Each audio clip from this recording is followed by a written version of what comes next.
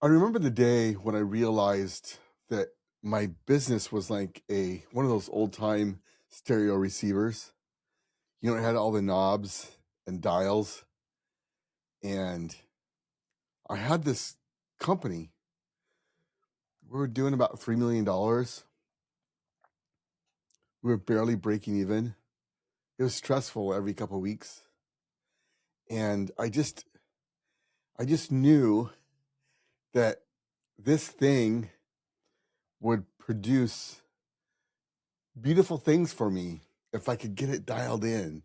But there's all these knobs, and you know, there's what I mean by knobs. Like there's marketing and advertising and branding, and there's if you've got Service Titan or whatever you have, Jobber or whatever, you've got billable hourly rate and conversion rate and average ticket and drive time and billable hour efficiency.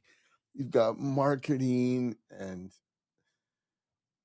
recruiting and training, and there's all this trucks, maintenance, margin, profit, net profit. He got all this stuff, all these dials.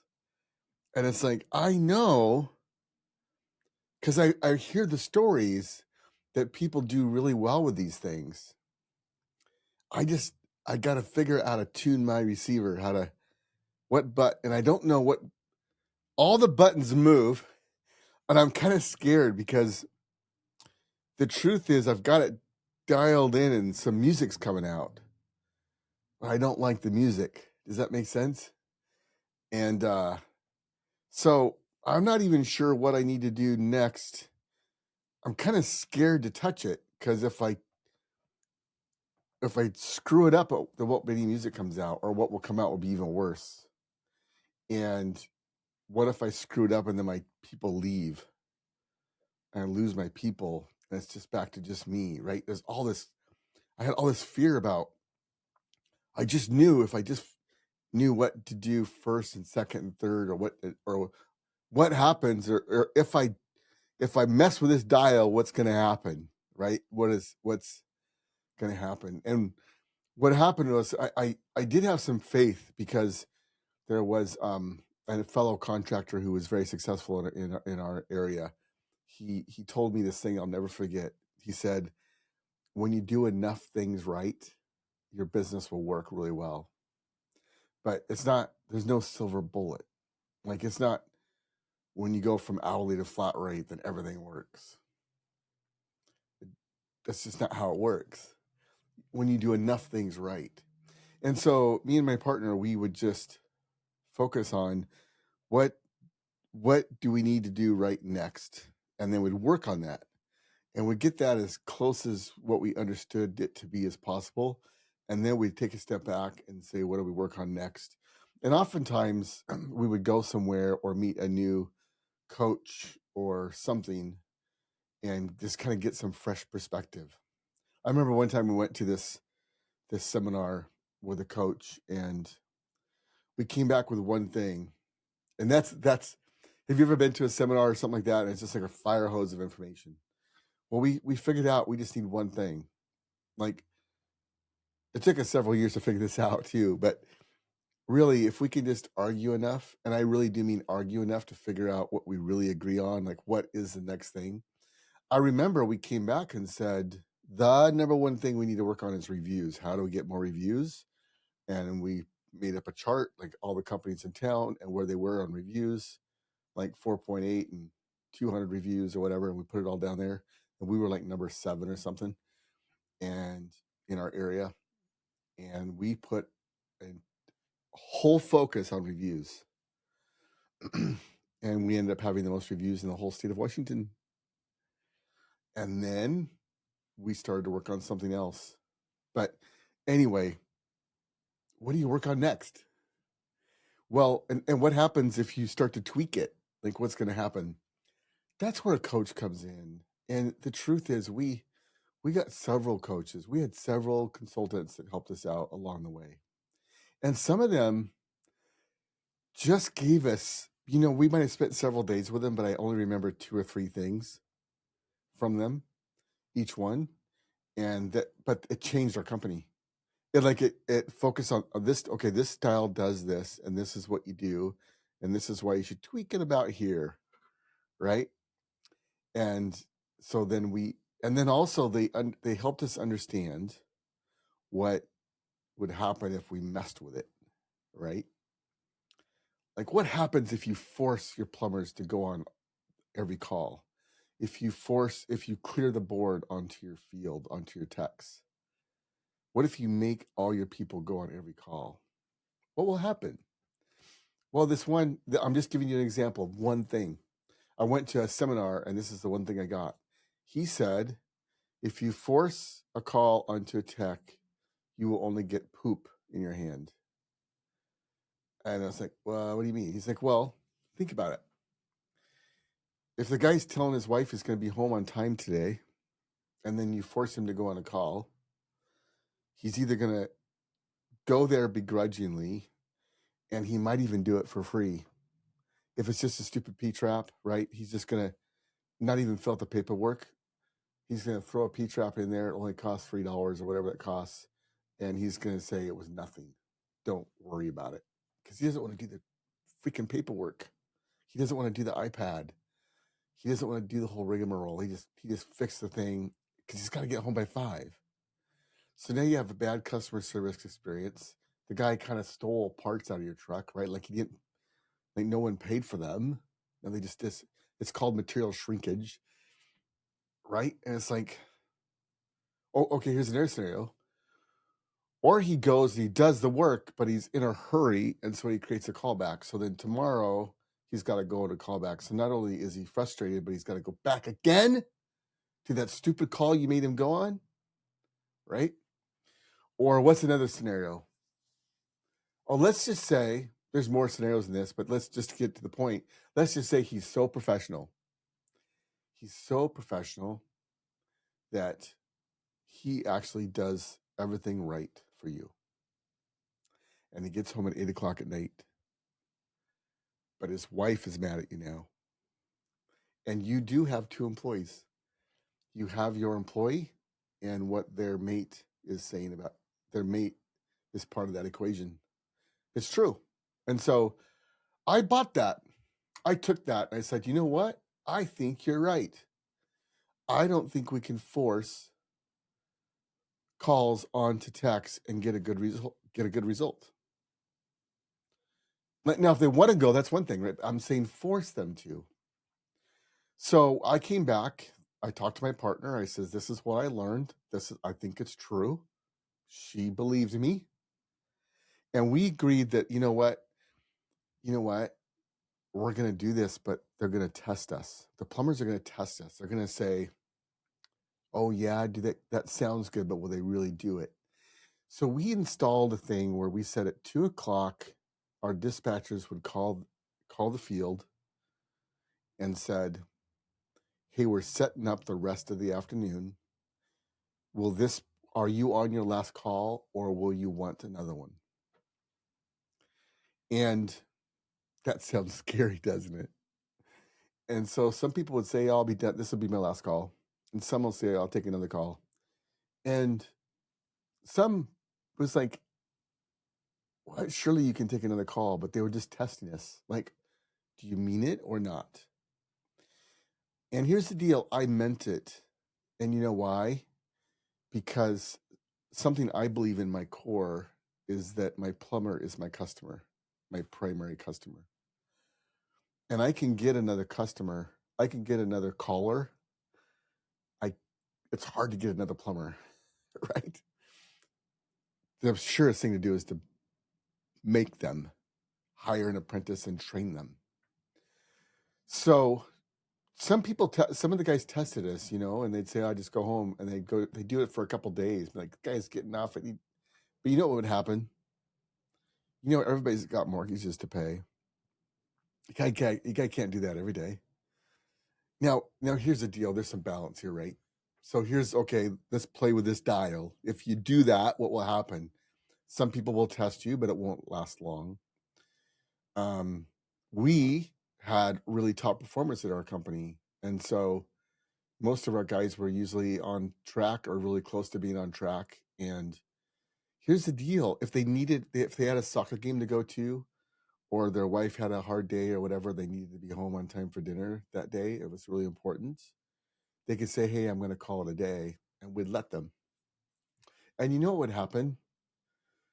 They would honor that, and then they would care about the company and work harder the next day. Don't you want your guys to come back tomorrow and want to be there, want to be at your shop, want to work, glad they're working at your shop? Wouldn't you rather have that than everybody frustrated because you just always work them? And it's you kind of get this thing where as a business owner, like the times are so hard that when the times are good, you want to go on every call, right? You want to go on every single call. But the truth is, the way to get the most out of it is to let your guys go on the calls they want to go on.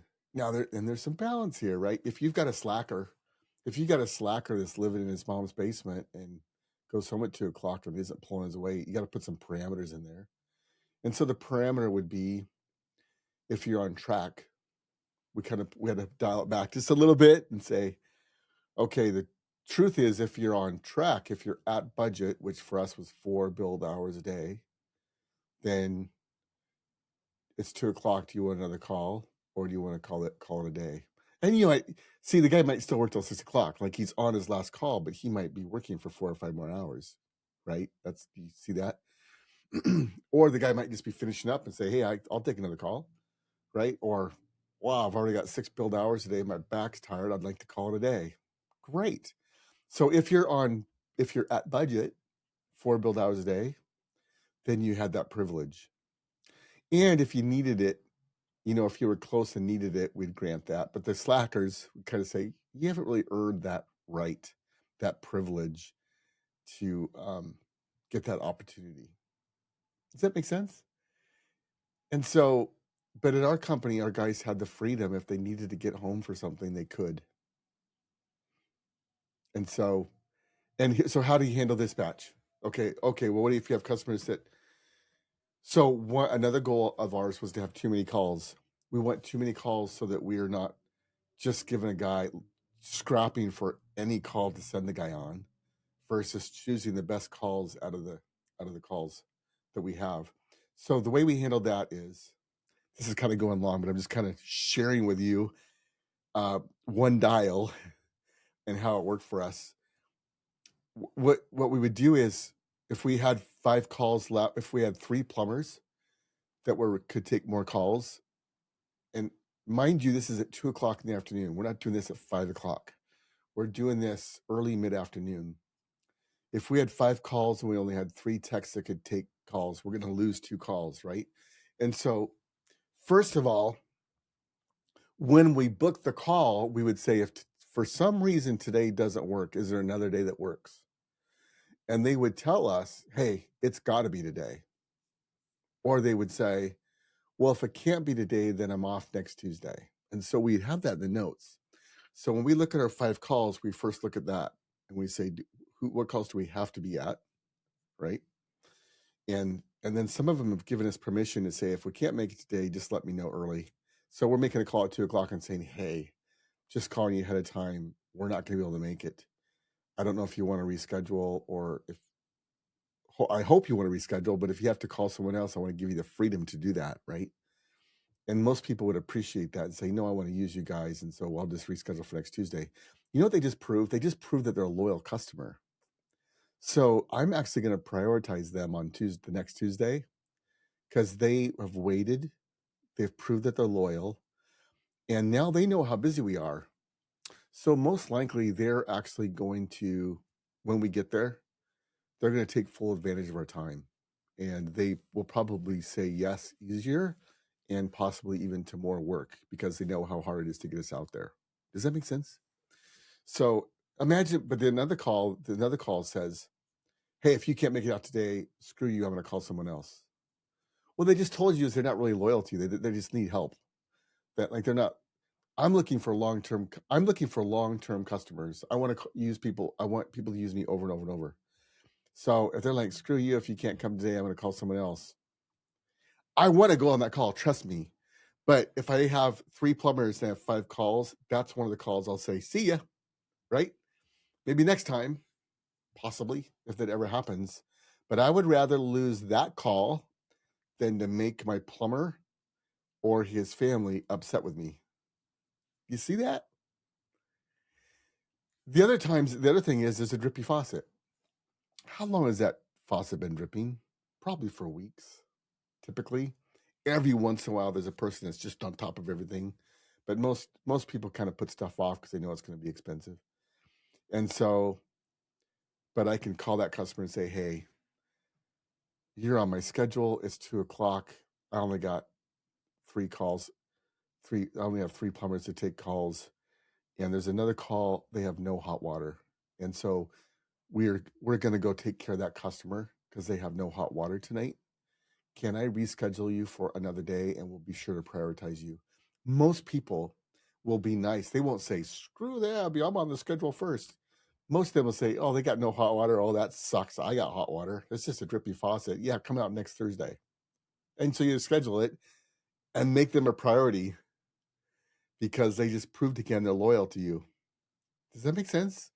So when I say we would put out a call at 2:00, this is one of our dials to create. What were we doing? This is part of me creating the picture perfect culture where my plumbers loved to work and they didn't hardly ever leave on their own accord because we treated them well, because I saw them as that they were really my primary customer. I wanted to create the best place to work. And so at 2:00, a phone call went out. We're setting up the rest of the afternoon. I want to know. I need you to let me know, will this be your last call or will you be up for one more call today? And let them choose. So that's that dial.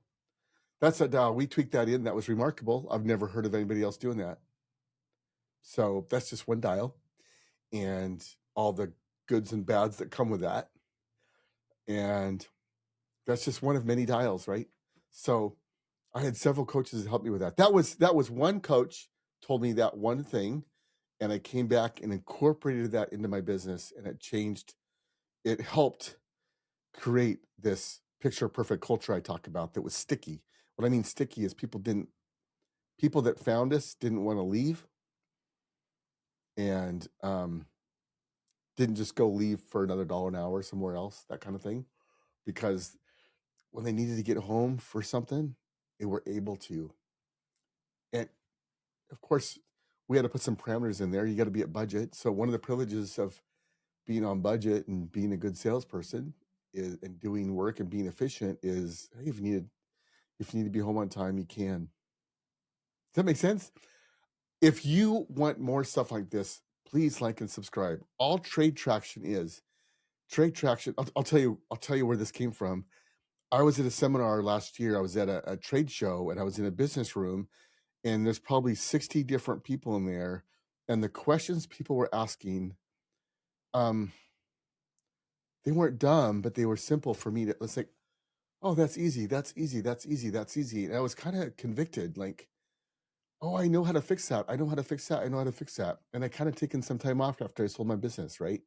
And so the plumbing is a great place to be. The trades are a great place to be. But if you're broke, it's not that you suck or something. It's just that you've got this receiver with all these dials, and you got to figure out how to dial it in, how to dial in that picture perfect culture.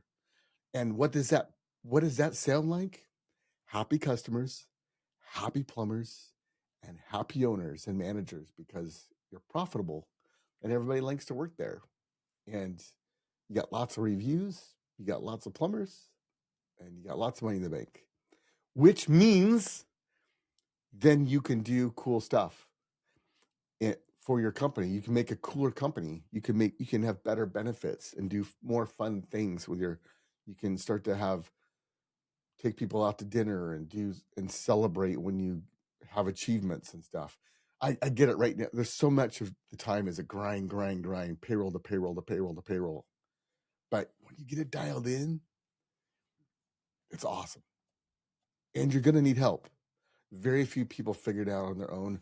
I did not figure it out on my own. several coaches were instrumental in me figuring out how to dial this all in. I knew what I wanted, but I didn't know how to get it. And I had several coaches. I would love to help you. So if you want more information like this, please like and subscribe, because this is all I do is I put out content.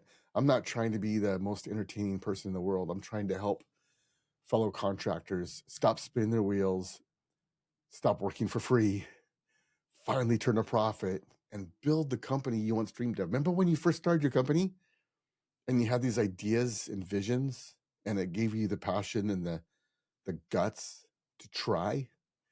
And now that you're going on, you're like, okay, what do I do next? So like and subscribe. I'll also link. I'm getting called out. Really, this is really important. I'll put a link to a page on the bottom that takes you to a test. It's not a test like right or wrong. It helps me know a little bit more about you, so I can help you out. It's an assessment. It'll tell you what to work on next. Then it will tell you, then whatever it tells you to work on next, there'll be some advice from me, another couple videos. And then if you'd like to book a call with me, it's not a sales call, but just to help me get to know a little bit more about you and help you get you on the right track. All right. Thanks for watching. The trades are a great place to be. Let's figure this out.